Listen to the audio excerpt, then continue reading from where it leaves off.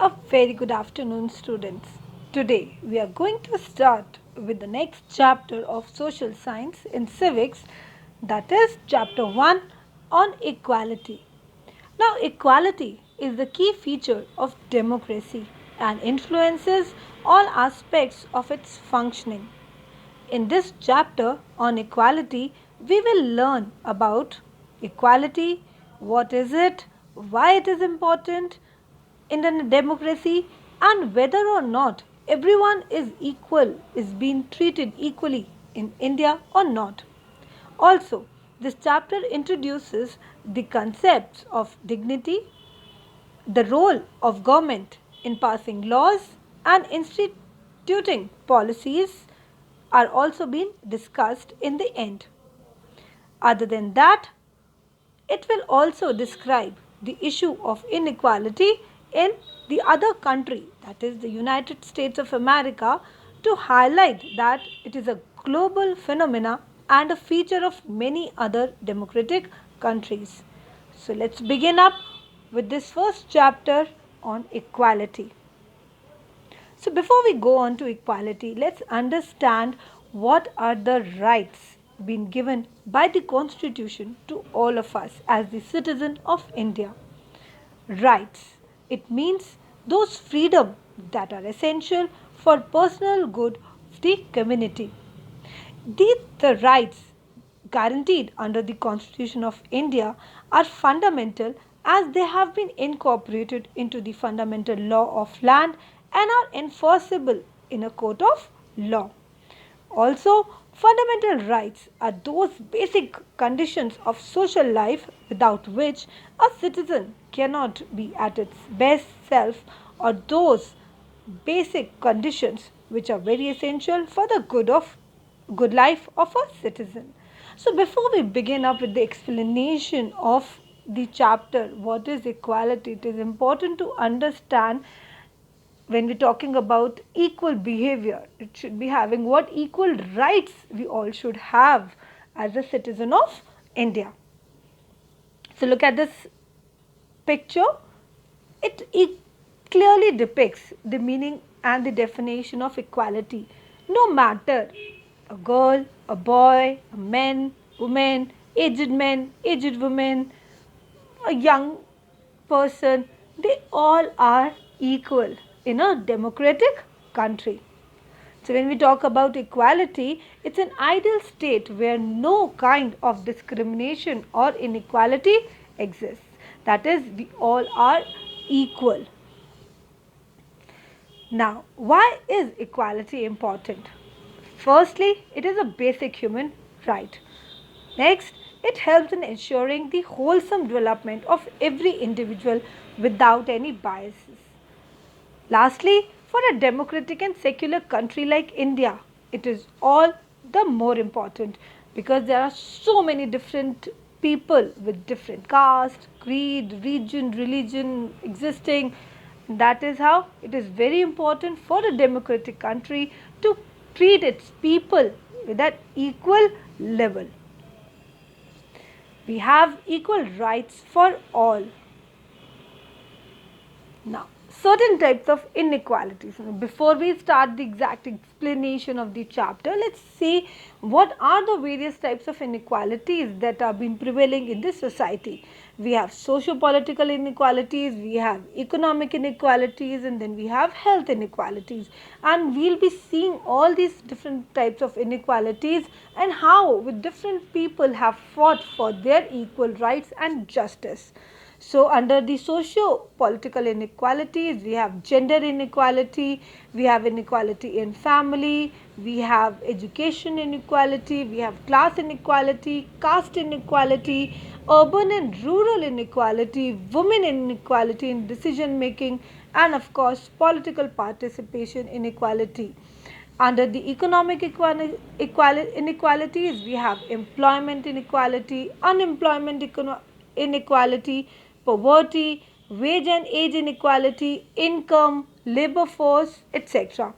Under health, we have health disparities, nutritional inequalities, healthcare and food intake disparity. Now, all these inequalities you must be thinking about, like, around you, in your surroundings, you had to get to see certain kinds of disparities and inequalities. But you will step out of your house, you will get to see there are so many little areas where you can see these various types of inequalities. The gender inequality, where the boys are being asked to do certain works, the girls are not allowed. In terms of the salaries, men are being paid more, women are being paid less. The hours, when you're asking the girl child to go out in the night, they have restrictions, but if the men, they are going out, they do not have any restrictions. In terms of education, there are various areas, the rural areas, where still till date also there are a lot of girls, those who are not being sent to these schools, just because they are the girls. That is what we call about the gender inequality. Employment wise also, there are so many inequalities in the big firms. They hardly get to see any women employees onto the top positions. So the society is full of all these inequalities. So the more we are moving toward the liberalized one areas, the more we are facing a certain type of inequalities in the society. Let's move further. So inequalities versus equality in the society. So various types of inequalities we read about were the gender discrimination, we have the biased judgment, caste system, religious intolerance, difference between rich and poor, different attitudes towards minorities, different treatment towards disabled people, we have bonded labours, etc. Now the equalities that should exist in the society, that exist, are basically we are all equal in front of law, equal treatment of girls and boys. We are a secular country where we have a right to celebrate every kind of religion of our choice. We have equality of opportunity for all. We have empathetic attitude towards the disabled people. Now empathetic attitude, that is, we feel the pain they are having these, and the society is trying to cope up with their disabilities. Now how, and what are the basic things that ensures these equalities in a country? So at first we have the Constitution of India, which was being framed by a lot of people together, and it came into force on 26th of January 1950, and the main chairman, the main head of this constitution was Dr. Bhimrao Ambedkar, who fought for the inequalities, for the Dalits, for their rights.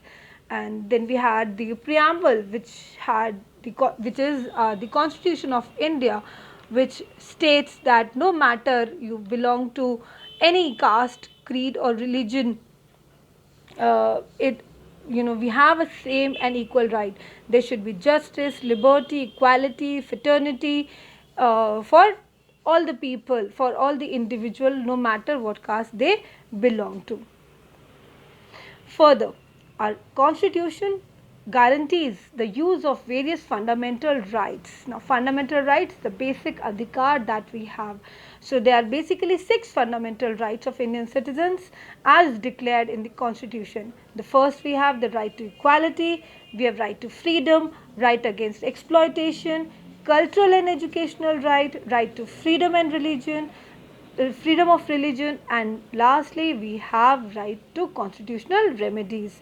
So initially there were 7 fundamental rights, but right to property was being later converted into the legal right by the 44th amendment of the constitution in 1978. So as for now we have total 6 fundamental rights. So this is a very important part because we are going to study the civics part, and in civics it is very important to know about your fundamental rights as the citizen of the country. Other than that, do you know about a new addition to the list of fundamental rights? And of course, that is for you all, that is for kids. So in India, children too have their fundamental rights, and that is right to education, right to nutrition, right to development, expression. These are all the things which are being included for the children as their fundamental rights. So children have their right, they can fought for their rights, for their survival, for their name and nationality, for their any kind of abuse, for any kind of exploitation they are facing, they can raise their voice as well. So, but still a lot of people in this country, they lack the freedom to exercise those rights because you're not aware of those particular rights. So the first and the most important is the right to education, because until unless you're educated enough, you'll not be able to get to know about your fundamental rights, your rights. So you have a right to go to school. So now what does this act states? And this act was commenced on the 1st of April 2010, and it provides free and compulsory education to all the children of the age of 6 to 14 years, and it was being sanctioned by the Ministry of HRD, that is Human Resource and Development. So right to education, which provides free and compulsory education, and that is why children of 14 years of age have been allowed, been forcefully been sent to school. Now we will see in this chapter that how in different areas, in different states, the government have taken the initiatives to make this opportunity for the rural kids, for the poor kids, as a golden opportunity. We are going to study in this chapter. Then we have right to equality. Under this right to equality, under the article 14, which says that we are all equal before the law. Article 15 prohibits the discrimination on the grounds of religion, race, caste, sex or place of birth. Article 16, which gives the equality of opportunity in the matter of public employment. Article 17, which abolites the untouchability, and of course Article 18, which abolites the titles. So you cannot give any particular title. So these are very important articles. So you should be remembering, you should be as a fundamental right, you should be having a knowledge of all these constitutional provisions which have been added under right to equality. Also, we will be reading about the universal adult franchise in this chapter, which states that every citizen who is 18 years of age or more is entitled to cast his or her vote irrespective of his caste, creed, sex, religion or place of birth. So that's a very important power that is being given to the adult people of the country, that is power to choose, power to vote, power to elect its own representative. Also, we do not discriminate on the basis of religion. Everybody is allowed to choose or practice his or her own choice of religion. There should be equality before the law, there should be abolition of untouchability, and there should be gender equality. There should not be that men can do certain work and women cannot do. The payment modes, they should be equal, etc. Now, this was the brief introduction of the chapter that we are going to study in this chapter on equality and why it is important. We are going to study about it. We will be talking about Dr. Bhimrao Ambedkar. We will be talking about universal adult franchise. We will be talking about various states, those who have taken a particular steps to fight for this justice, for the equalities.